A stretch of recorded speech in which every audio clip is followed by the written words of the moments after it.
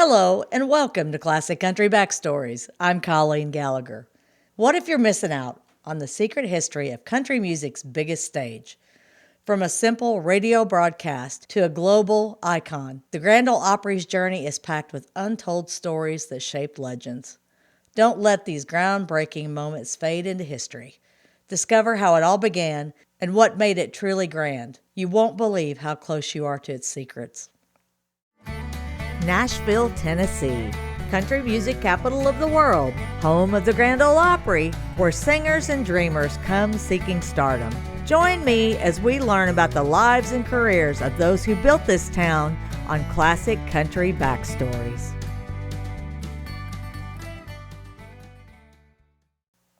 I'm going to start by asking you a question. Did you know that the origin of the Grand Ole Opry actually originated in Chicago as the National Barn Dance? Seems like an unlikely place, doesn't it? But it's true.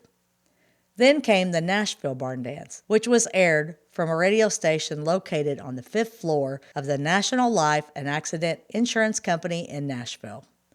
Its founder convinced the company to launch its own radio station, WSM, named after the company's slogan, "We Shield Millions." On October 5th, 1925 at 7 p.m., WSM AM 650 went on the air. The Nashville Barn Dance began on November the 28th the same year as a simple radio show to sell insurance, but eventually transformed into the most famous radio show in history. Uncle Jimmy Thompson had no idea that he was fiddling his way into history when he was the first performer on the WSM Barn Dance on November 28, 1925, at 8 p.m., accompanied on piano by his niece Eva. Thompson was about 80 years old at the time. The Barn Dance began as just another show on WSM, but the owners of National Life and Accident Insurance Company realized that it would help them reach a largely untapped rural audience. Its vice president, Edwin Craig, secured the funding to start WSM, state-of-the-art equipment.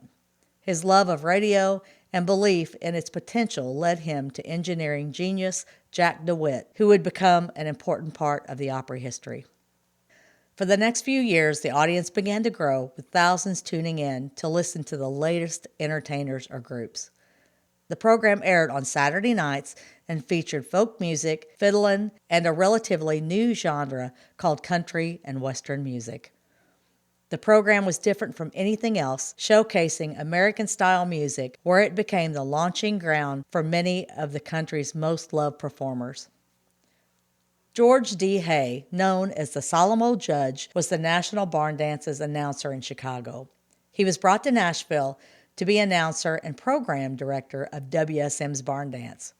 Hay was a pioneering broadcaster who helped transform a simple radio program into the most famous country show in history. No one knew for sure when the name the Grand Ole Opry was born. According to National Life's in-house magazine, Our Shield, on December 29, 1927, the show was billed as the regular Barn Dance program. However, it was the Grand Ole Opry 1 week later. According to Judge Hay's daughter, Margaret, he renamed it on December 10, 1927. What we know for sure is that the name resonated with the audience, and the Grand Ole Opry was born. As the program began to take off, more people were interested in seeing the program in person. The crowds grew bigger, eventually requiring WSM to find a new venue for the program. Some of the earliest members of the Grand Ole Opry were Henry Bandy, the Fruit Jar Drinkers, the Gully Jumpers, and Maisie Todd, just to name a few. Judge Hay had originally been hired as WSM station manager, but then he began focusing solely on the Opry. In 1928, Harry Stone was hired from a rival radio station to become the station's manager. He, in turn, hired his brother David as an announcer. Uncle Dave Macon was the Grand Ole Opry's first major star. He was 55 years old at the time of his first appearance. He went on to celebrate his 80th on the Opry stage.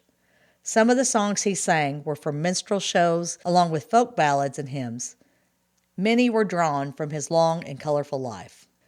D. Ford Bailey, a pioneering harmonica player, was the first African-American musician to become a member, making his first documented appearance in 1926, performing what was then called black hillbilly music. Bailey was one of the most popular early performers, influencing harmonica players across the country. His regular appearances on the Opry ceased in 1941 when a dispute between ASCAP and BMI prevented DeFord Bailey from playing his most known and loved songs on the radio. He was then dismissed from the Opry.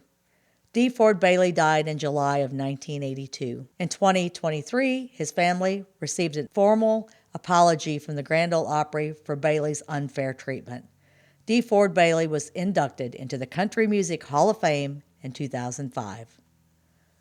Something that became a challenge for Judge Hay and Harry Stone was finding a permanent home for the Grand Ole Opry.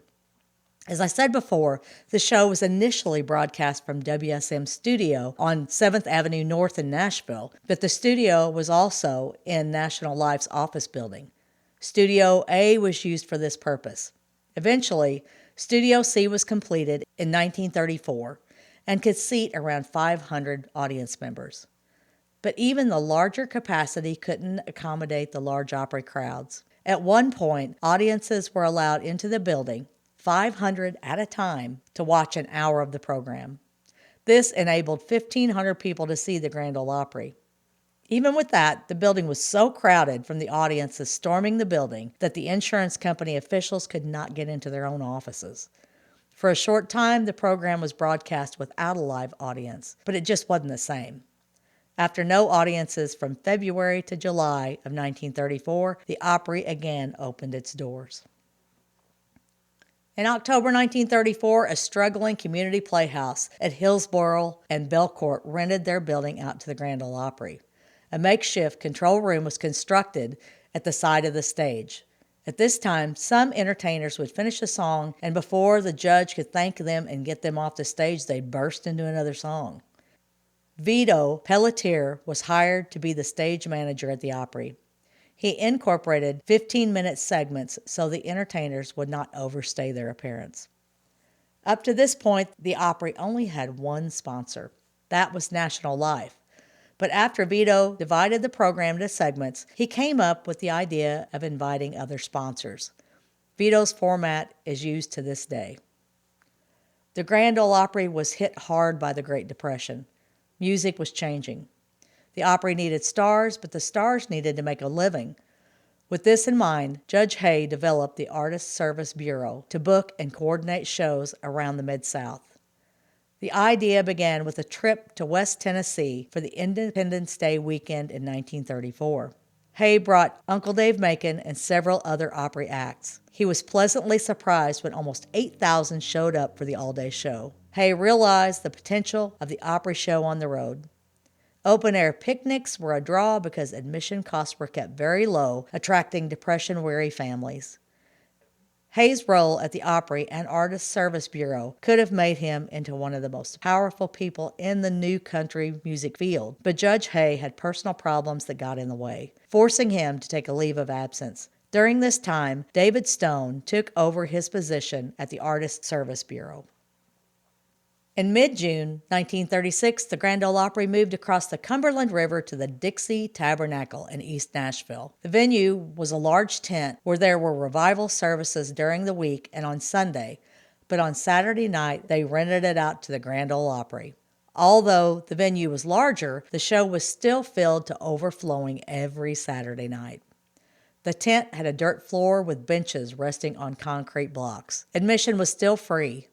According to WSM's Home Office Shield magazine in October 1936, it said the venue held less than 1,000 people, but some would leave during the show only to be replaced by others. Jim Denny, one of WSM's mailroom employees, made weekend money as a bouncer at the Opry. Jim Denny apparently had ambition. He watched Harry and David Stone and would eventually take over the Artist Service Bureau from David Stone and make the position into one of the most powerful in country music. Roy Acuff and his Smoky Mountain Boys joined the Grand Ole Opry in 1938 after impressing the Opry staff with their rendition of The Great Speckled Bird. The original name of the band was called the Crazy Tennesseans, but it was changed upon suggestion of George D. Hay. Acuff remained a key figure and promoter of the program until his passing in November of 1992. Bill Monroe and the Bluegrass Boys became members after a successful audition with Hay and Opry executives in October of 1939. Monroe remained at the Opry for almost 58 years until his death in 1996. Minnie Pearl was asked to be a member of the Grand Ole Opry in 1940. She became one of the first female stand-up comedians to perform on the stage, making her legacy there for around 50 years until her passing in March of 1996. The first home of the Opry was the Belcourt Theater, previously known as the Hillsborough Theater. From there, it moved to the Dixie Tabernacle, then on to the War Memorial Auditorium. Finally, the show settled into the Ryman Auditorium in 1943, where it became known as the Mother Church of Country Music, and where it would remain its home for the next 3 decades. Little Jimmy Dickens made his Opry debut in February of 1948. Roy Acuff had seen Dickens perform in 1948 and introduced him to the Opry officials, leading to the debut and subsequent induction to the Opry that August. Hank Thompson joined the Grand Ole Opry in 1949, but left shortly thereafter because of his dissatisfaction of the pay and the Opry's musical conservatism. They did not particularly care for Thompson's Western swing style or his amplified instruments. While researching, I found out that the original Carter family, made up of A.P. Carter, his wife Sarah, and Sarah's cousin Maybelle, never had the opportunity to perform at the Grand Ole Opry. They formed in the 1920s but disbanded in 1943. Mother Maybelle and the Carter sisters, which included Maybelle and daughters Helen, June, and Anita, joined the cast in 1950. From the Ryman stage, some of the most memorable moments of country music history were made. It's where Hank Williams made his debut. He became a member of the Grand Ole Opry, but was fired for being drunk while on stage. On January 19, 1953, Marty Robbins joined the Grand Ole Opry cast shortly after his song Singin' the Blues went #1 on the country charts. Legendary performer Jean Shepherd became a member of the Grand Ole Opry on November 21st of 1955. She remained a member for 60 consecutive years, making her the first female member to achieve this milestone. Johnny Cash became a member on July 7th of 1956, the same day as his debut performance. During this significant show, he sang I Walk the Line and met his future wife, June Carter. During a performance in 1965, Cash, who was battling drug and alcohol abuse, used his mic stand to smash the footlights at the front of the Opry stage. This was a final straw for the Opry, and Johnny was issued a lifetime ban from the Opry, but was allowed to return in 1968. Ironically, he began hosting the Johnny Cash Show from the very building he was banned. During a taping, Cash was performing A Boy Named Sue when he looked down and stomped out 2 of the footlights, commemorating the act that got him banned in the first place. The crowd went wild. Apparently, this incident was either overlooked or pre-planned because Johnny Cash remained an Opry member until his death in September of 2003. Patsy Cline became a member of the Grand Ole Opry in 1960. She was the first member to join the cast by her own request. After moving to Nashville and signing with manager Randy Hughes, she approached Opry manager Ott Devine and asked to become a member. This was the same year she was signed to Decca Records and began working with producer Owen Bradley. Patsy remained a member until her death in 1963 in a tragic plane crash, carrying fellow entertainers Hawkshaw Hawkins, Cowboy Copas, and her manager, Randy Hughes. Loretta Lynn made her first appearance on the Grand Ole Opry stage on October 15th of 1960, becoming a member on September 25th of 1962.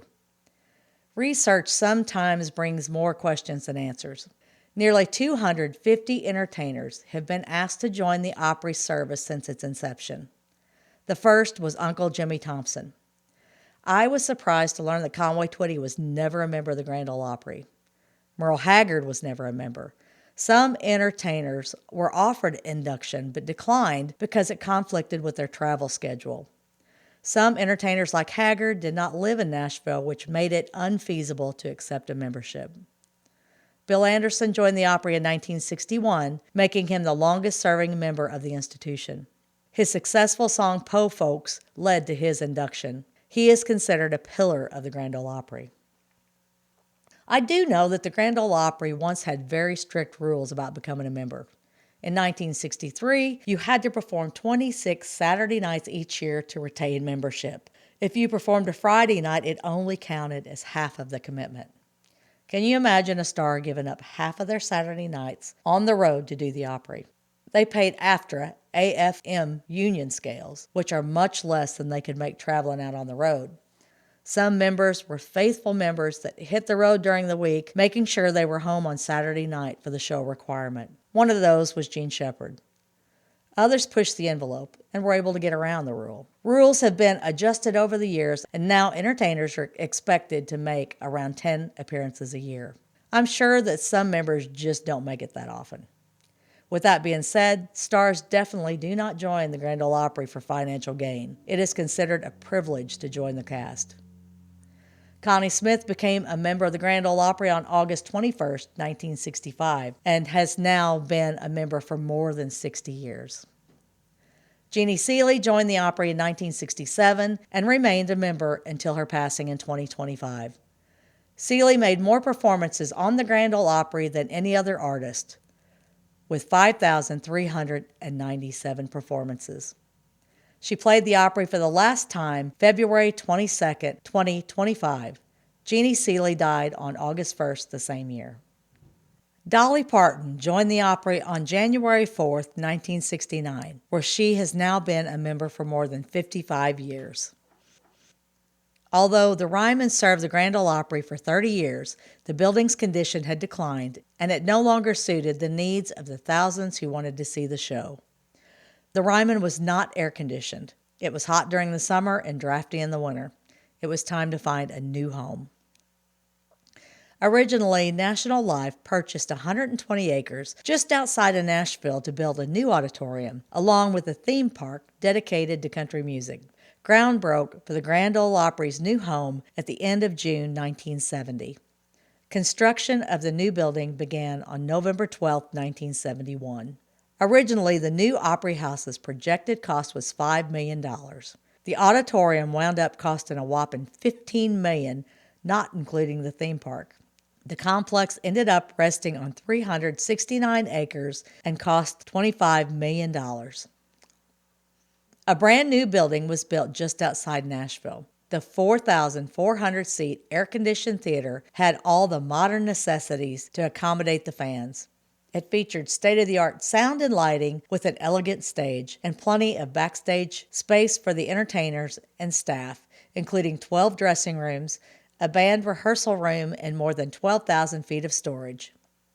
A separate television production studio with a seating capacity of 250 was also constructed. The new structure allowed the Grand Ole Opry to expand its programming and bring in more high-profile performers. To pay tribute to the old Ryman, a 6-foot wooden section of the floor was cut out and placed at the front of the new Opry House stage. Pew seating was installed at the new building, a nod to the Ryman. Some of the Grand Ole Opry members were not excited about the new building. They had an affection for the Ryman and were concerned that they wouldn't fill the new building. Others were excited about the modern conveniences provided at the new venue. On March 15, 1974, the final performance was held at the 84-year-old Ryman Auditorium in downtown Nashville. After George Morgan's performance of Candy Kisses, the Opry cast assembled to sing Will the Circle Be Unbroken for their final song at the Ryman. The first performance at the new Opry House was held the next Saturday night, March 16, 1974. Some performers that night were Roy Acuff, Minnie Pearl, Jeannie Seely, Dolly Parton, and Stonewall Jackson, along with others. President Richard Nixon attended as well and led the crowd to sing Happy Birthday to First Lady Pat Nixon while he played piano. Nixon has been the only president who actually played the Grand Ole Opry. Crowds began pouring in, earning profits to prove that the move was a positive one. In 1974, the Opry drew in over 482,000 people, but attendance reached over 750,000 in 1975. At first, the future of the Ryman Auditorium was uncertain. National Life considered demolishing the building. Some entertainers like Roy Acuff said it should be torn down because it was falling down anyway. Others like Del Wood and Skeeter Davis fought to save the structure. So the National Life Board decided to shut the building down, and it sat empty for years until downtown Nashville became reborn around it. Hal Durham was the manager of the Grand Ole Opry from 1974 until 1993. He was the first to allow a full drum set on the stage of the Opry. Many of the entertainers, such as Minnie Pearl, Bill Monroe, Ernest Tubb, and Jimmy Dickens, had been members since the 30s and 40s. When John Conley joined the Opry in 1981, he was the first new member since Larry Gatlin had joined 5 years earlier. Hal believed it was time to invite some new entertainers to join. He relaxed the rules to require only 20 Saturday nights per year for members. The Opryland Hotel, with 580 rooms, opened in 1977, adjacent to the Opryland theme park. One sign that the Opry was not as strict as it once was were performances that allowed Marty Robbins to run overtime during his segment. In 1982, Durham began to expand membership with new members, Ricky Skaggs and Riders in the Sky. While bringing in the new, Hal Durham said he was always aware of the importance of the Opry's audience and its heritage. With that being said, Durham shook things up a little when he invited soul music star James Brown to appear on the Grand Ole Opry. That was March 10, 1979. The idea came from Porter Wagoner. The performance was met with mixed reviews from the audience and other Opry performers. Brown said he was treated so nice that he almost felt guilty. During the 1980s, the Grand Ole Opry said goodbye to some of its cherished members, as Marty Robbins died of a heart attack in December of 1982. Ernest Tubb made his last appearance on the Opry August 14th that year, passing in September of 1984. In June of 1983, Roy Acuff's wife, Mildred, died. A house was built on the grounds of Opryland Theme Park, and Roy Acuff moved in to live out his life around his fans. National Life was taken over by American General Corporation out of Houston, Texas in 1982. As a result, WSM, the Grand Ole Opry, and Opryland was sold to Gaylord Broadcasting of Oklahoma City, a company with similar values of National Life's entertainment group. By this point, Gaylord was producing Hee Haw at the Opryland complex. Gaylord promised to become one of the best corporate citizens in the Nashville area, and they were. Gaylord created TNN, the Nashville Network, which debuted on March 7, 1983. On April 13th of 1985, the Grand Ole Opry Live began a 30-minute show on the channel. The network brought new audiences to the Opry. During the late 80s and early 90s, Emmylou Harris and Ricky Skaggs represented the traditional bass music, while new members like Randy Travis, Reba McEntire, Vince Gill, Alan Jackson, and Patty Loveless, and more new artists joined the Opry, invigorating audiences. In the years following the move of the Grand Ole Opry to the new auditorium, the Ryman Auditorium was open for tours at times, and some television shows and movies were shot there. Emmylou Harris recorded an album there in 1991, and people began thinking about what to do with the old building.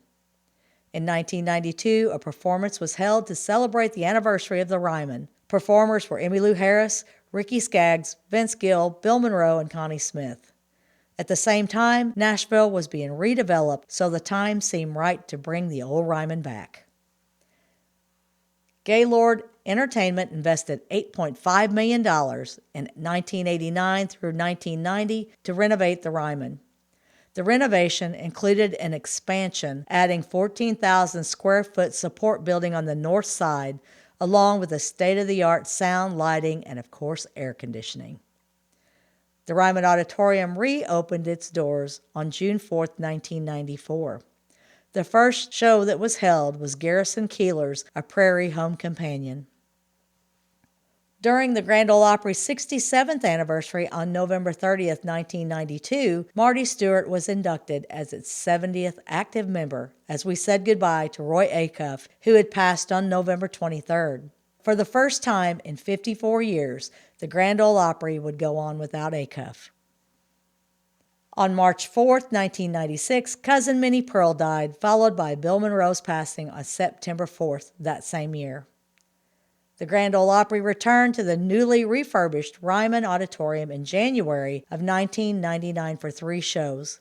The following year, it spent all of January there and has since made the Ryman its winter home. In January of 1998, the Opryland theme park closed its doors. In May of 2000, the Opry Mills Shopping Mall opened on the former site of the park. In 2010, a devastating flood drove approximately 10 feet of water into the Grand Ole Opry House, causing significant damage and destroying irreplaceable instruments and music memorabilia. The Opry Mills Mall and Opryland Hotel also suffered significant damage. The Opry House was closed for 5 months for the $20 million restoration. While the building was being repaired, the Grand Ole Opry continued at various venues, including the War Memorial Auditorium and the historic Ryman Auditorium. The Gaylord Opryland Resort reopened for the holiday season in November of 2010. The Opry Mills Mall required major renovations and remained closed for 2 years, reopening in March of 2012. Following the flood, a 10-foot flood wall was built to protect the structures from a 500-year flood, exceeding the previous 100-year standard. The Opry House reopened its doors on September 28, 2010, after extensive renovations such as replacing walls and floors while preserving the historical circle of wood from the Ryman Auditorium. The show was billed as Country Comes Home. Following the renovation and reopening of the Opry House, the Grand Ole Opry inducted Blake Shelton, Dierks Bentley, Rascal Flatts, Keith Urban, Darius Rucker, Little Big Town, Sarah Evans, and many others. We've said goodbye to longtime Opry members Little Jimmy Dickens, Gene Shepard, Loretta Lynn, Charlie Pride, Jim Ed Brown, Bobby Osborne, and Jeannie Seely and George Jones, among others. In June of 2024, it was announced that Roy Acuff's former home near the Opry House was being renovated and would become the new home of WSM AM 650 radio. The outside of the building appears much as it did when Mr. Acuff lived here, but the inside has been totally renovated to meet the needs of WSM. Vince Gill, who became the first Opry member to perform in the new studio, added, "Performing in the new WSM studio at the Acuff House is a true privilege. This space is a testament to the enduring legacy of country music and the ongoing evolution of the Opry and WSM. I'm excited to see what the future holds for this iconic station." Meanwhile, the Grand Ole Opry continues to entertain audiences over 100 years after its inception in October of 1925. It holds the distinction as being the longest-running weekly radio broadcast in history, as it is listed in the Guinness Book of World Records. There have been many changes throughout the years, but it remains the most constant marker in country music history. It still attracts hundreds of thousands of visitors each year to Nashville, with several shows each week. You can even tour the backstage of the Opry, which offers visitors behind-the-scenes look at the historic venue. You can still see traditional country performers like Bill Anderson and Connie Smith, as well as current country hitmakers. From its humble beginnings as a simple radio broadcast to its status today as a global symbol of country music tradition, the Grand Ole Opry has remained a cornerstone of American culture. Generation after generation, artists and fans have gathered, both in person and over the airwaves, to share in the spirit of storytelling, community, and song. By honoring its roots while continually welcoming new voices and sounds, the Opry stands not only as a testament to the past, but as a living, growing celebration of the music that continues to shape our nation's identity. As long as the circle remains unbroken, the Grand Ole Opry will endure as the beating heart of country music. Thanks for watching this episode of Classic Country Backstories. Make sure to hit the like button, subscribe to the channel, and leave a comment or maybe one of your favorite memories of the Grand Ole Opry. Until next time, God bless, take care, and I'll see you later.